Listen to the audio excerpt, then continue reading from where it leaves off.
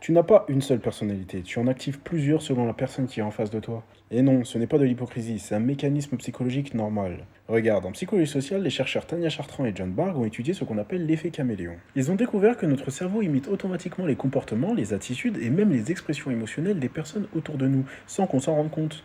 Parce que ton cerveau cherche en permanence la synchronisation sociale. Le psychologue Albert Bandura, avec la théorie de l'apprentissage social, a montré que l'être humain adapte ses comportements en observant les autres pour faciliter l'intégration dans un groupe.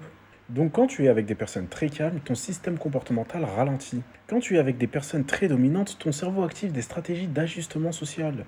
Et là, beaucoup de gens commencent à se juger. Pourquoi je ne suis pas toujours pareil? Mais la psychologie du soi explique exactement l'inverse. Le chercheur Mark Snyder a étudié ce qu'on appelle l'autosurveillance. Certaines personnes possèdent une forte sensibilité contextuelle. Elles ajustent leur comportement pour lire et s'adapter à l'environnement social.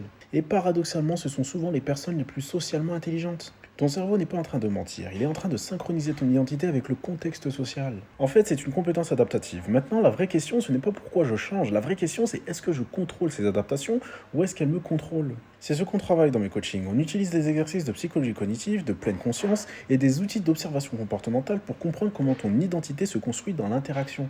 Avec un contact quotidien avec moi et un travail adapté à ton fonctionnement psychologique. Le but est de t'apprendre les mécanismes profonds de la psychologie humaine avec énormément de sources scientifiques. Parce que quand tu comprends pourquoi ton cerveau s'adapte, tu arrêtes de croire que tu n'as pas de personnalité et tu comprends quelque chose de beaucoup plus puissant. Tu es capable d'évoluer dans n'importe quel environnement social.